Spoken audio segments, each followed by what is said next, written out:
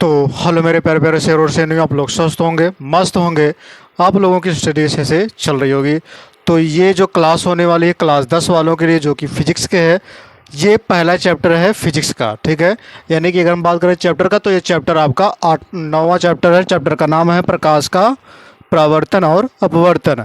अभी हम लोग क्या पढ़ रहे थे? प्रावर्तन के बारे में पढ़ रहे थे, जो कि हमने, ठीक है, पिछली वीडियो में हमने पढ़ा था प्रतिबिंब के बारे में, यानी कि उसका प्रकार भी हमने पढ़ लिया था।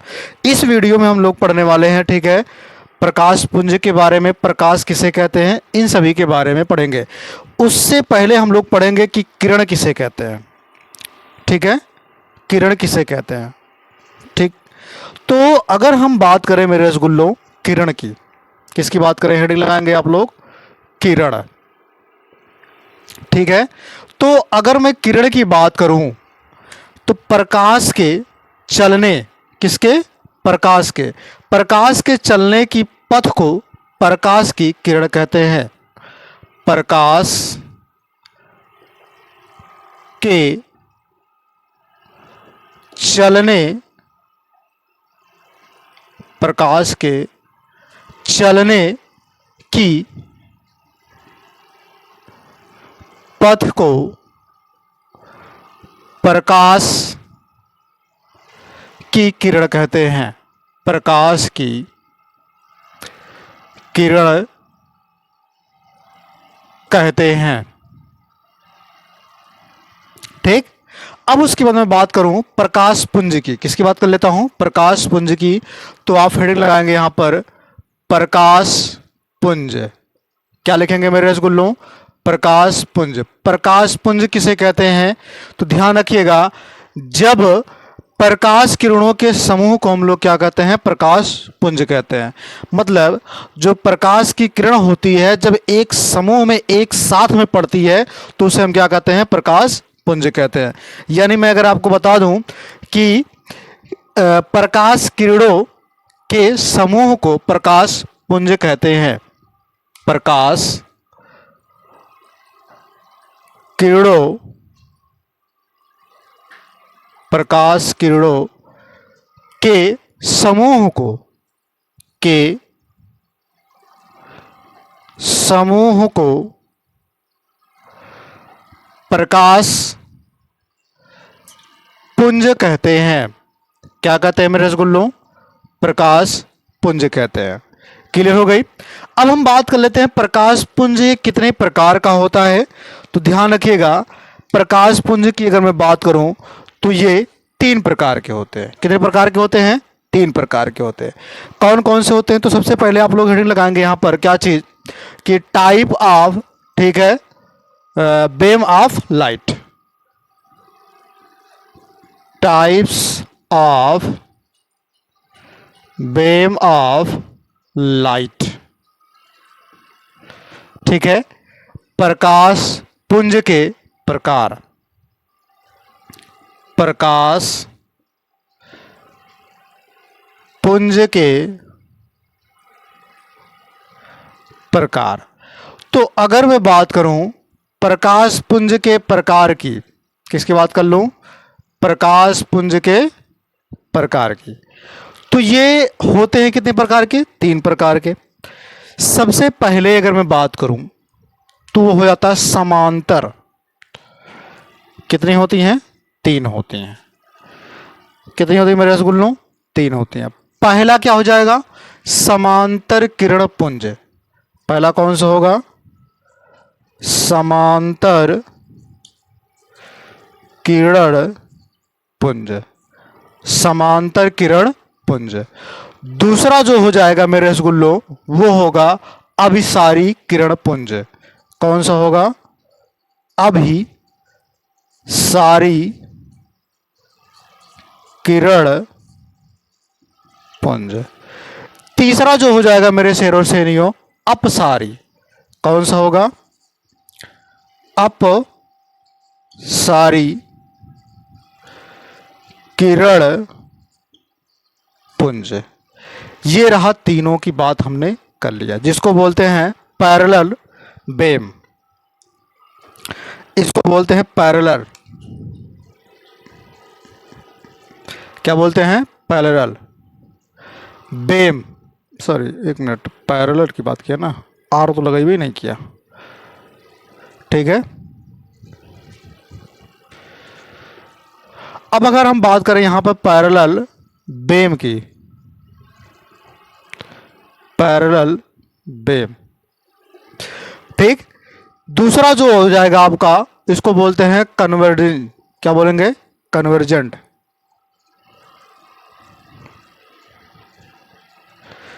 कन्वर्जेंट बेम, क्या बोलेंगे, कन्वर्जेंट बेम।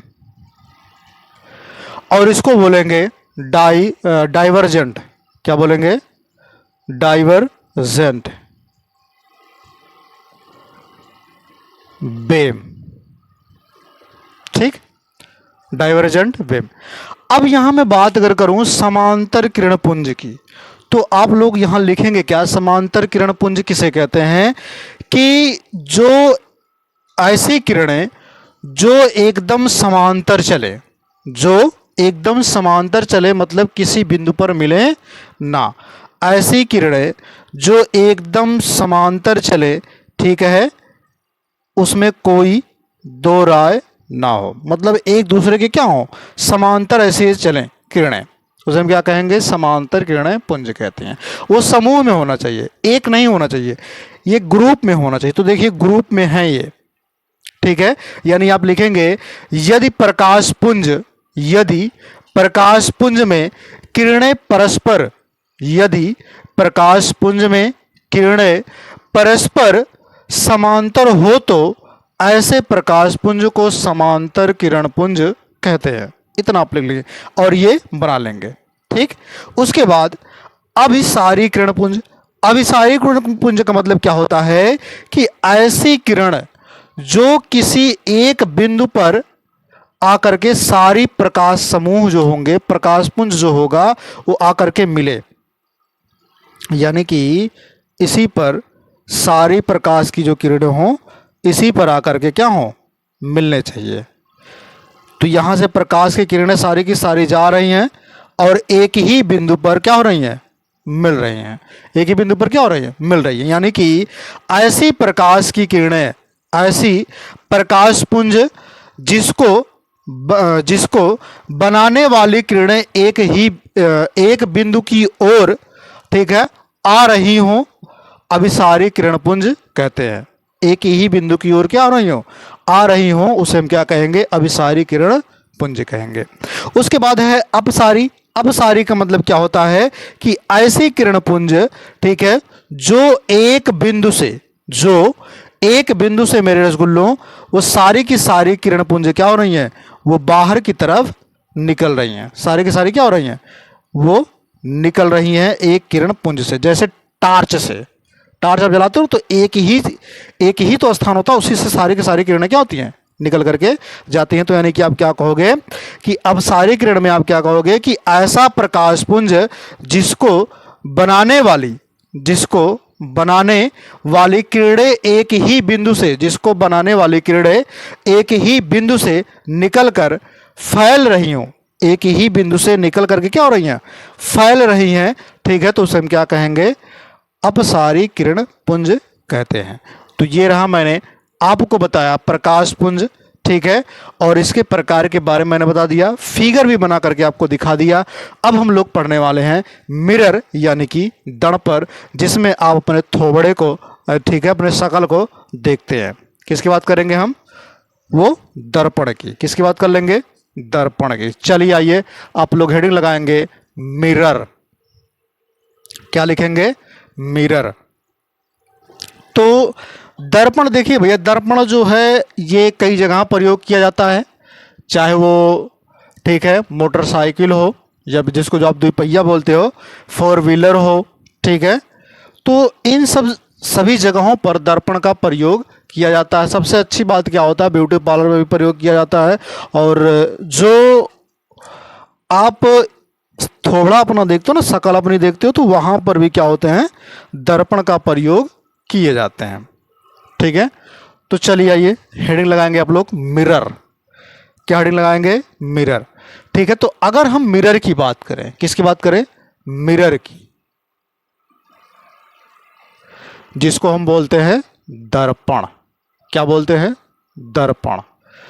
तो अगर मैं बात करूं मेरे रसगुल्लों मिरर की यानी कि दर्पण की बात करूं, तो दर्पण जो होता है एक ऐसा चिकना तल होता है यानी कि पॉलिशदार होता है जिस पे प्रकाश की किरणें जब पड़ती हैं तो वो फिसल जाती हैं, ठीक है, या अधिकांश भाग क्या होते हैं, निश्चित दिशा में क्या हो जाते हैं, परावर्तित हो जाते हैं, तो उसे हम क्या कहते हैं, दर्पण कहते हैं। यानी आप कहेंगे क्या चीज में, दर्पण में कहेंगे वह चिकना एवं पॉलिशदार तल, वह चिकना एवं पॉलिशदार एवं पॉलिशदार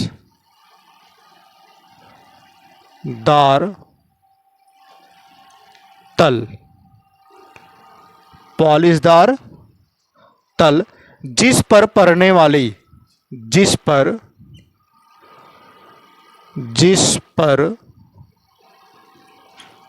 पड़ने वाली, जिस पर पड़ने वाली प्रकाश का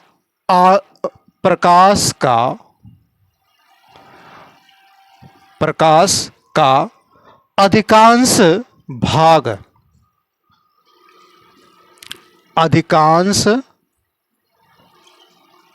भाग, अधिकांश भाग किसी निश्चित दिशा में, किसी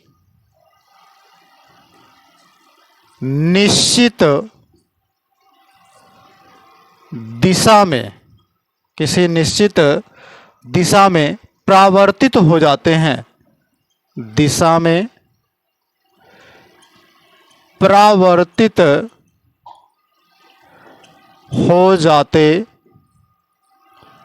हैं, ठीक है, उसे हम क्या कहते हैं, दर्पण कहते हैं। उसे हम क्या कहेंगे, दर्पण कहते हैं। तो ये रहा दर्पण की परिभाषा, ठीक, आप नोट कर लीजिएगा इसको। अब अगर हम बात करें दर्पण की, तो दर्पण जो होता है यानी कि जो मिरर होता है मेरे रसगुल्लो, ये भी 3 प्रकार का होता है। कितने प्रकार का होता है? 3 प्रकार का होता है। मिरर कितने प्रकार का होता है? 3 प्रकार का। सबसे पहली बात तो अगर हम मिरर की बात करें, किसकी बात करें, मिरर की, तो यहां पर ध्यान दीजिएगा क्योंकि मैं फिगर भी बनाऊंगा। हमने कहा कि ये 3 प्रकार के होते हैं। कितने प्रकार के होते हैं? 3 प्रकार के होते हैं। पहला जो आपका हो जाएगा वो होगा समतल दर्पण। कौन सा होगा? समतल दर्पण। समतल दर्पण, प्लेन मिरर, प्लेन, ठीक है, मिरर। अब उसके बाद जो दूसरा होगा आपका, उसको बोलेंगे कॉनकेव, जिसको बोलते हैं अवतल दर्पण। क्या बोलते हैं? अवतल दर्पण, यानी कि कॉनकेव मिरर। और जो तीसरा होता है उसको बोलते हैं उत्तल दर्पण, उत्तल दर्पण, ठीक, जिसको बोलते हैं हम कॉनकेव हो गया। उसके बाद बोलते हैं इसको कॉन्वेक्स, कॉन्वेक्स मिरर, ठीक। ये मैंने 3 आपको दर्पण के नाम बताए। कितने नाम बताएं? 3 नाम मैंने आपको बता दिए। अब हम लोग क्या करते हैं, एक एक करके बारी बारी से इन तीनों नामों को पढ़ते हैं। सबसे पहला जो होगा वो समतल दर्पण होगा। कौन सा होगा मेरे रसगुल्लों? समतल दर्पण। तो हेडिंग लगाएंगे आप लोग समतल दर्पण। देखिए समतल दर्पण जो होता है मेरे रसगुल्लों, जिसमें आप अपने शकल को, ठीक है, देखते हो, उसमें हम क्या कहेंगे? समतल दर्पण। यानी कि जिसमें आप अपने थोबड़े को देखते हो उसे हम क्या कहते हैं? समतल दर्पण कहते हैं, ठीक है, जिसमें आप अपनी जो है बढ़िया बाकायदे प्राइमर पुट्टी वाली शकल को देखते रहते हो।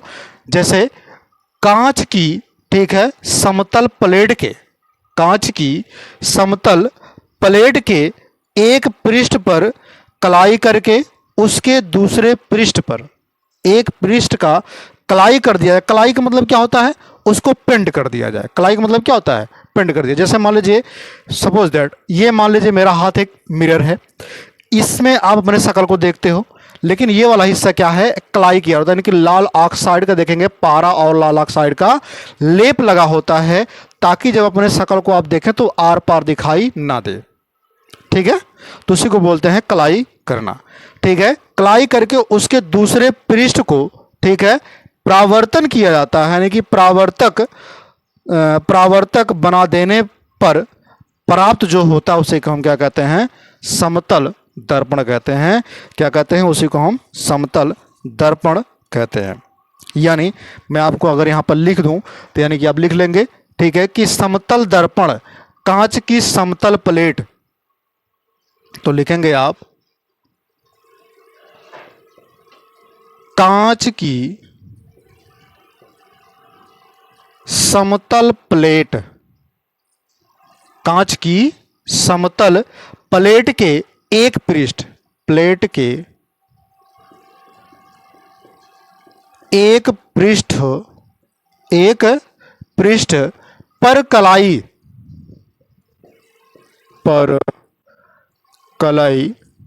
ठीक, कलाई मतलब पेंट कर देना। ठीक है, कलाई करके उसका या उसके दूसरे पृष्ठ को, उसके दूसरे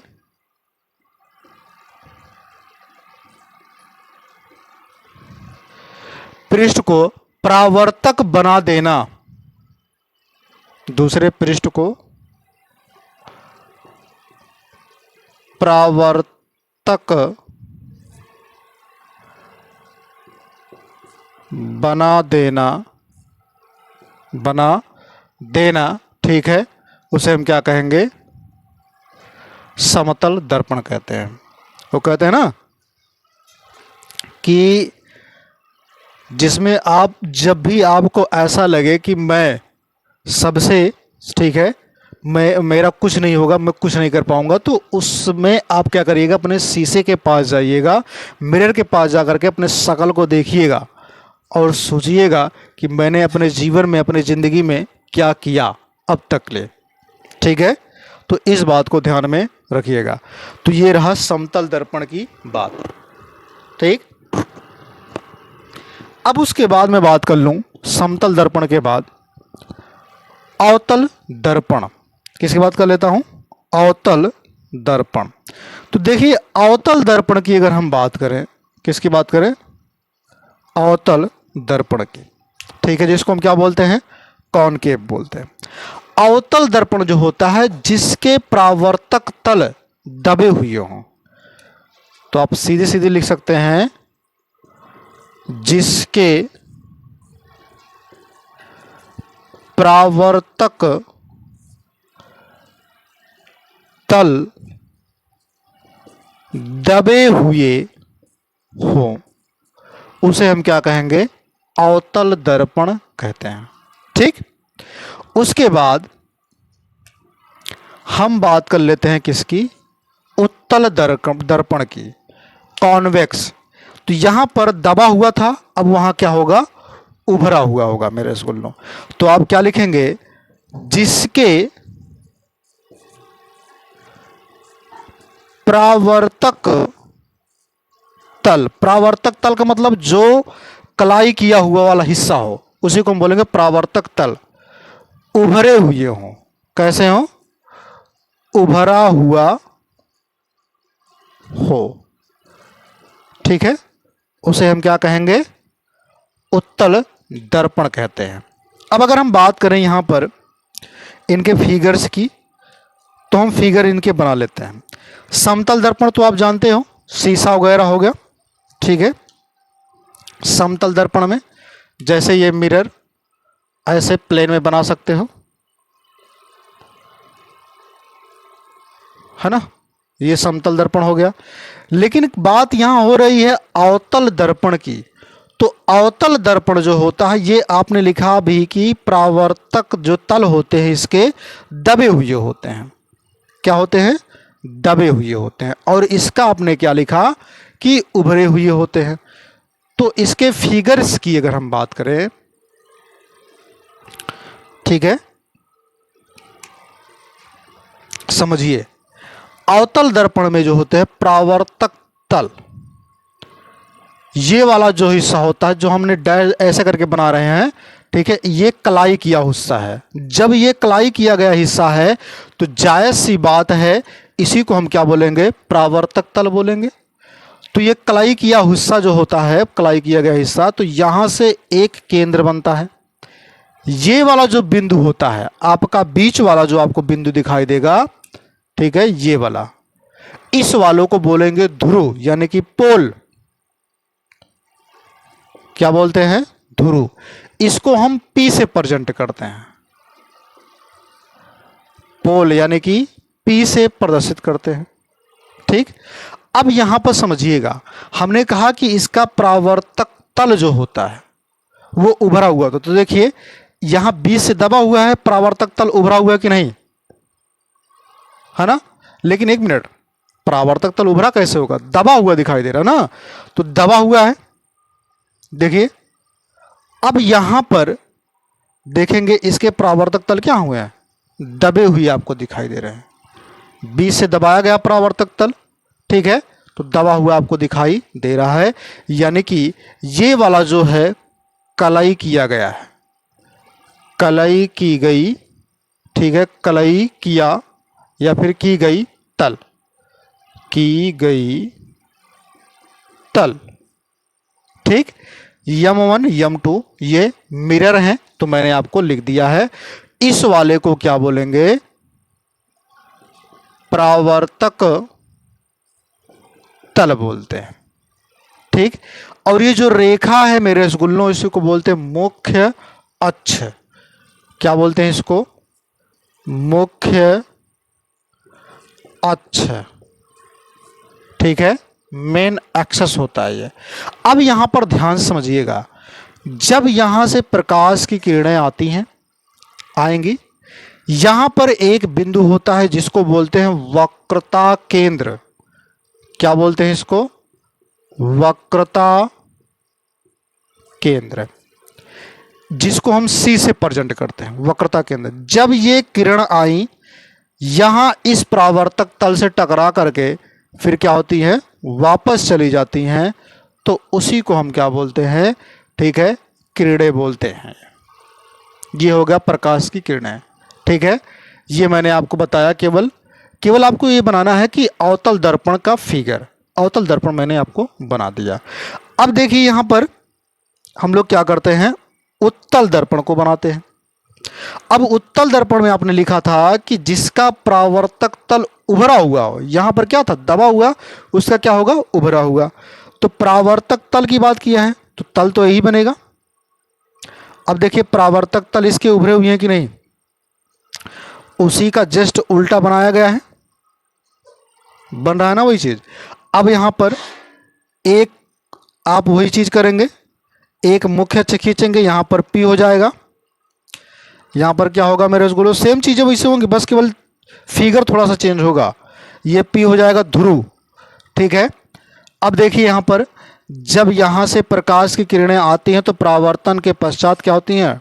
टकरा करके हट जाती है, यानी कि ये क्या होंगी? अपने मार्ग में पुनः वापस लौट जाती हैं। समझिएगा, ये हो गया इसका परावर्तक तल, जो कि कैसा है? उभरा हुआ तल है। कैसा है? उभरा हुआ तल है। और ये क्या है तुम्हारा? कलाई की गई या फिर कलाई की गई तल। ठीक। ये तुम्हारा कौन सा होगा? तो अवतल होगा। और ये कौन सा होगा? उत्तल होगा। ठीक। ये मैंने आपको उत्तल और अवतल बना दिया। ठीक है, ये मिरर के बारे में आप जान गए। वो कहते हैं ना भैया, एक इसी पर है कि लोग अपना तो देख ही नहीं पाते, ठीक है, लेकिन क्या करते हैं, शक्ल बदलते रहते हैं। जैसे कि चेहरे धो नहीं सकते, आईने बदलते हैं, ठीक है। तो वही चीज़ है कि लोग अपने शक्ल को तो धो नहीं सकते, लेकिन खाली आईना बदलते रहेंगे कि शक्ल मेरा अच्छा आ जाए। पहले अपने शक्ल को देखो, ठीक है, फिर दूसरों के लोगों को देखना ज़रूरी समझो। तो ये मैंने बताया। अब देखिए, ये हो गया अवतल दर्पण और उत्तल दर्पण। अब गोलीय दर्पण से संबंधित कुछ संबंधित परिभाषाएं हैं जो आपको याद भी रखने हैं। उन्हीं का प्रयोग करके हम लोग क्या करेंगे, ठीक है, प्रतिबिंब बनाते हुए चलेंगे, जो कि 6 बनाने की प्रक्रिया होती है। और अवतल उत्तल दोनों में होता है, लेकिन जो है अवतल की बात ज़्यादा हो जाती है, ठीक है, अवतल की, ठीक है। तो चलिए परिभाषाओं के बारे में फटाफट जो है याद कर लेते हैं, थोड़ा इसमें फिगर बनाएंगे और फटाफट बताते हुए चलेंगे। तो शुरू करने से पहले परिभाषाओं को मैं आपको बता दूं कि भरोसा टूटा है, भरोसा टूटा है, वहम की दवाई मत दो। भरोसा टूटा है, वहम की दवाई मत दो, कहीं और जा कर के शरीफ बनो, मुझे सफाई मत दो, मुझे सफाई मत दो। तो इसी के साथ साथ हम लोग क्या करते हैं, गोलीय दर्पण को शुरू करते हैं उसकी परिभाषाओं के बारे में। चलिए, अभी यहाँ पे फिर एक फिगर बनाना है आपको, वही चीज, दर्पण कोई भी आप बना सकते हैं। एक दर्पण बनाइए पहले, वो भी कौन सा, अवतल दर्पण बना के फटाफट तैयार कर लीजिए, ठीक है, क्योंकि उसी की बारी ज़्यादा होगी अभी।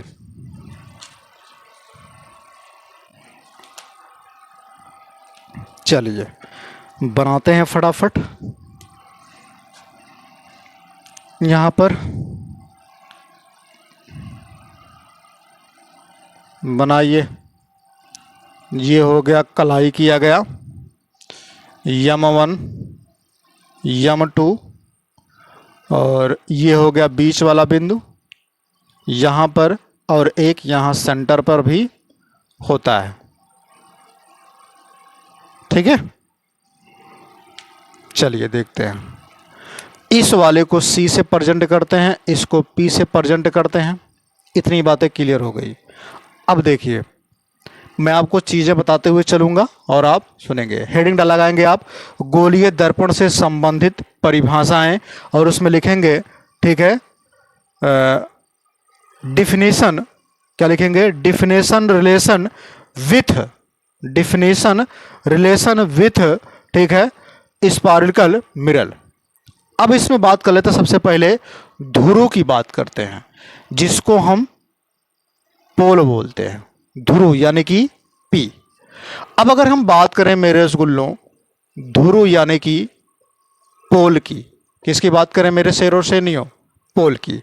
तो यहां पर ध्यान दीजिएगा, पोल की बात है कि प्रावर्तक तल के, ठीक है, यानी कि दर्पण के मध्य स्थित बिंदु को, ठीक है, पोल कहते हैं। तो आप ऐसे भी लिख सकते हैं, प्रावर्तक तल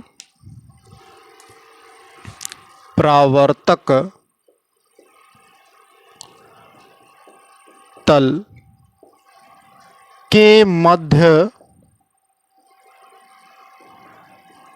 स्थित बिंदु को पोल कहते हैं।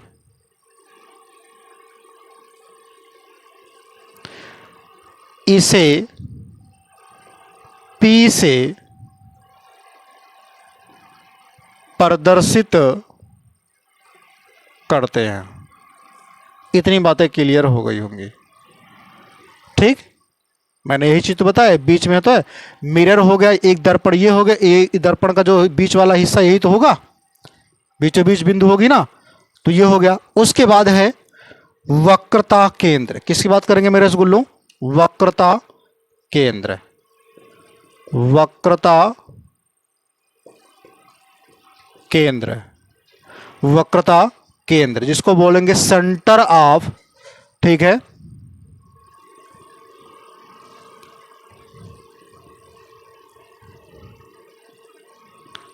सेंटर ऑफ कन्वेसर, ठीक है, कार्वेसर भी होता है, सेंटर ऑफ, इसको कार्वेचर भी पढ़ो या फिर चार्वेचर, क्या पढ़ोगे, चार्वेचर। अब देखिए यहां पर अगर हम बात करें वक्रता केंद्र की, वक्रता केंद्र की, तो वक्रता केंद्र जो होता है गोलीय दर्पण, ठीक है, गोलीय दर्पण कांच के जिस खोखले गोले का कटा हुआ भाग होता है उसी के केंद्र को वक्रता केंद्र कहते हैं। तो आप लिखेंगे यहां पर कि गोलीय दर्पण जिस खोखले दर्पण, अगर हम इस दर्पण को बढ़ाएंगे तो पूरा देखिए खोखला बनेगा कि नहीं, पूरा खोखला ही बनेगा। अगर हम इस पूरे दर्पण को ऐसे डाल करके आपको बना करके दिखाएं तो एक खोखला ही दर्पण बनेगा, ठीक है। तो आप क्या लिखेंगे, गोलीय दर्पण जिस खोखले गोले का, जिस खोखले गोले का कटा हुआ भाग होता है, भाग होता है उसी के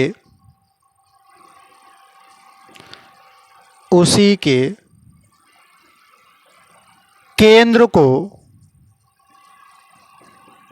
वक्रता केंद्र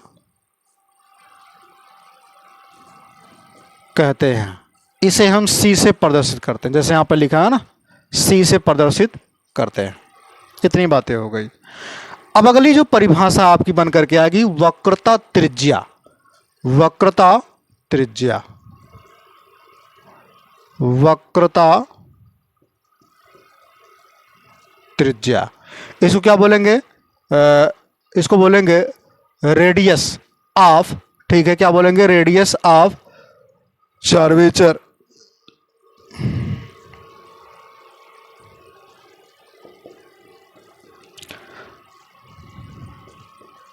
चार्वेचर, ठीक है। अब अगर हम बात करें वक्रता त्रिज्या की, तो वक्रता त्रिज्या ध्यान रखिएगा, वक्रता त्रिज्या क्या होता है मैं आपको बता दूं, यहां सी से लेकर के और ये पी तक के बीच की जो दूरी होती है इसी को बोलते हैं वक्रता त्रिज्या। क्या बोलते हैं, वक्रता त्रिज्या। इसे हम, जैसे आप एक गोला बनाते हैं ना, एक गोला, तो गोले के बीच की जो यह वाली होती है इसी को त्रिज्या आप मानते हैं। तो सेम वही चीज़ तो है गोला, तो उसी को हम त्रिज्या क्या मान लेंगे, वक्रता त्रिज्या मानेंगे, क्योंकि वो गोल में है। तो आप क्या लिखेंगे, गोलीय दर्पण, ठीक है, कांच के जिस गोले का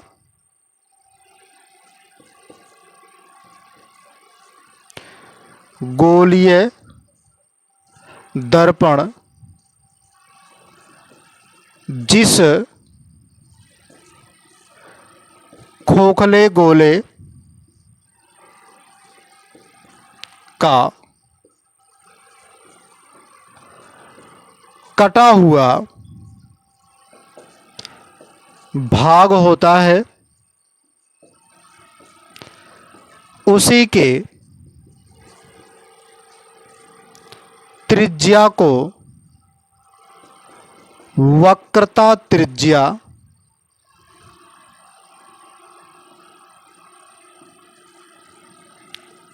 कहते हैं। इसको हम आर से प्रदर्शित करते हैं। किसे प्रेजेंट करते हैं, आर से प्रेजेंट करते हैं, ठीक। अब यहां मैं बात कर लूं मुख्य अक्ष, प्रिंसिपल एक्सिस, मुख्य अक्ष, प्रिंसिपल, ठीक है, प्रिंसिपल एक्सिस,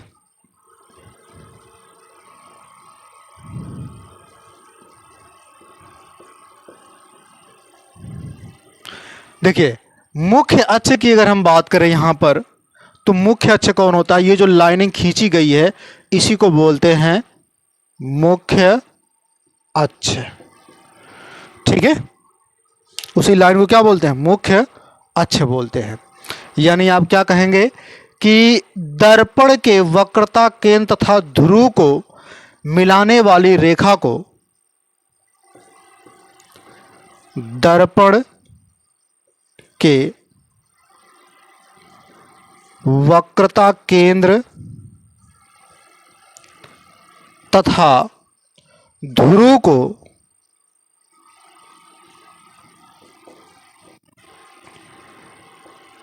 मिलाने वाली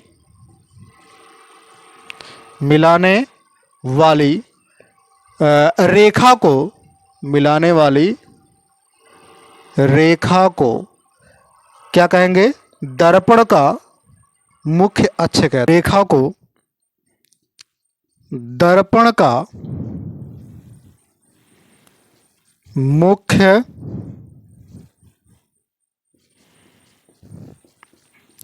अक्ष कहते हैं। ठीक, ये मैंने आपको बताया।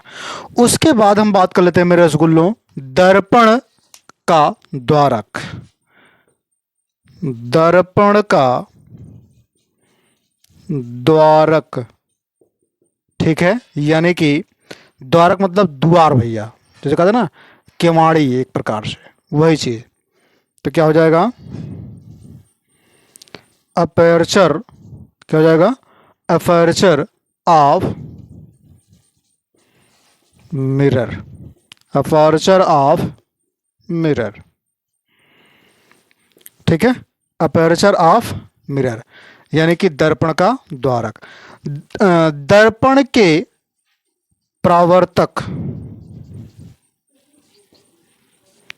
दर्पण के परावर्तक तल के व्यास को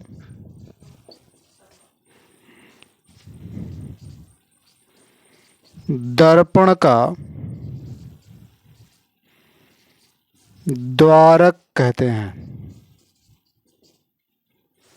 ठीक, ये मैंने आपको सारी की सारी परिभाषाएं बताई जो आपको याद भी रखना होगा। ठीक है, तो मैंने आपसे कहा था कि कुछ परिभाषाएं बताएंगे जो आपको याद रखने हैं।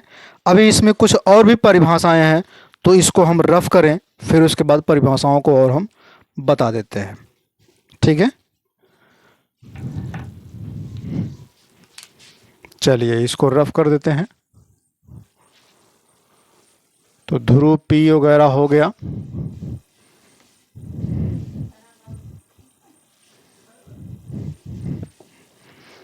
ठीक, अगला हेडिंग आप लगाएंगे फोकस तथा मुख्य फोकस।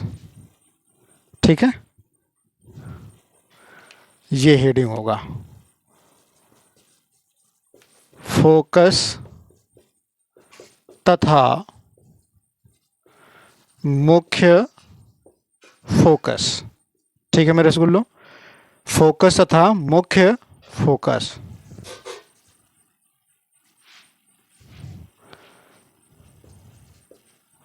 फोकस आर या प्रिंसिपल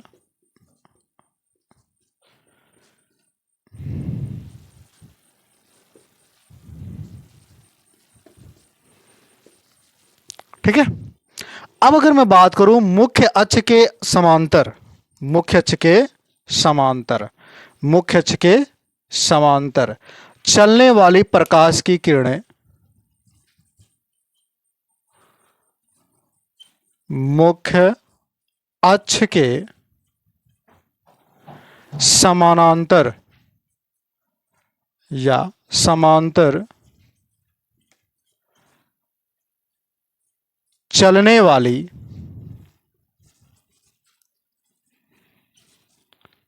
प्रकाश की किरणें दर्पण से परावर्तन के पश्चात परावर्तन के पश्चात, किसके पश्चात? परावर्तन के पश्चात मुख्य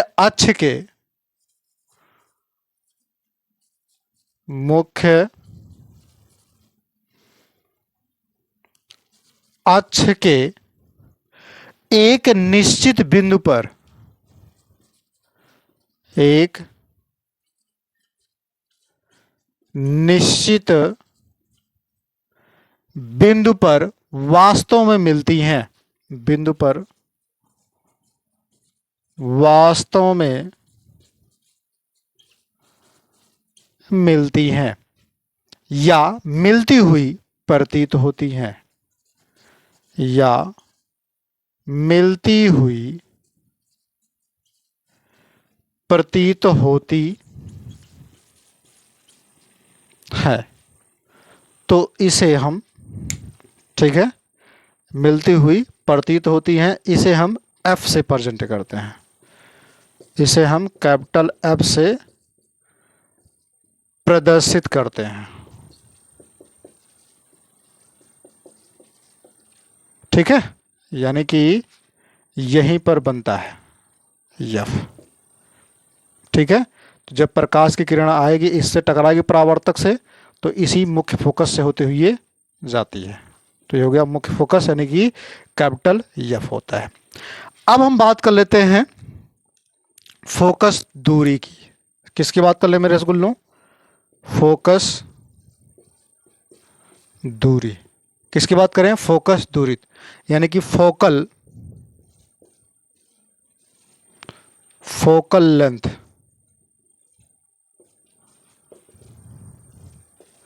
फोकस दूरी।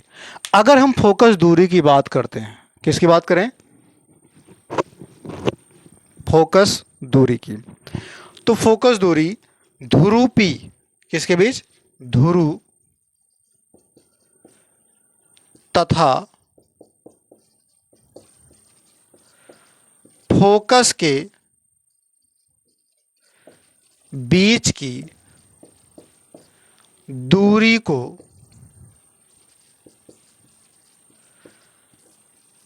फोकस दूरी कहते हैं। क्लियर हुआ मेरे रसगुल्लों? इसको हम छोटे वाले एफ से प्रदर्शित करते हैं, यानी कि हाई वाला जोन बाटा भैया EF और ई ध्रुव, एकरे बीच की जो दूरी होती है, इसी को हम क्या कहते हैं? फोकस दूरी कहते हैं। अब हम बात कर लेते हैं फोकस तल की। किसकी बात कर लेते हैं? फोकस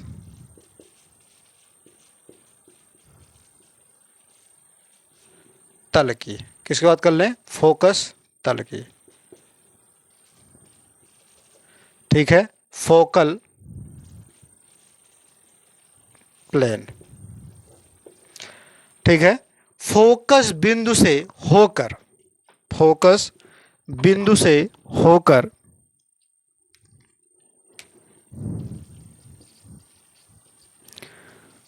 फोकस बिंदु से होकर, फोकस बिंदु से होकर जाने वाली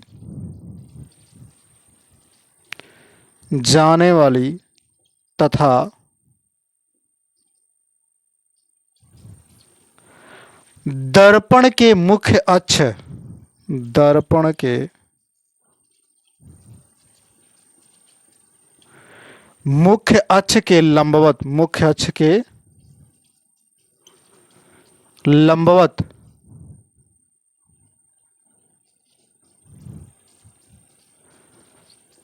तल को फोकस तल कहते हैं। फोकस तल कहते हैं। ठीक, जो संबंधित परिभाषाएं था मैंने आपको सारे के सारे बता दिए, जो आपको याद करने हैं, क्योंकि ये पूछे जाएंगे 1-2 नंबरों में। ठीक है, अब हम लोग क्या पढ़ेंगे? फोकस दूरी तथा वक्रता त्रिज्या में संबंध को देखेंगे। ठीक है, फोकस दूरी तथा वक्रता त्रिज्या में संबंध को देखेंगे, तो वो अगले वीडियो में लेकर के आएंगे। गर्मी बहुत तेज भैया। ठीक है, तो आप लोग हंसते रहिए, मुस्कुराते रहिए और अपने टॉपिक को पढ़ते रहिए, ठीक है। तो जाते जाते मैं आपके लिए दो लाइनें कहूँगा कि सजती रहेगी महफिल मेरे बगैर, सजती रहेगी महफिल मेरे बगैर, एक सितारा टूट जाने से आसमां खाली नहीं हो जाता, एक सितारा टूट जाने से आसमां खाली नहीं हो जाता। तो जय हिंद, जय भारत।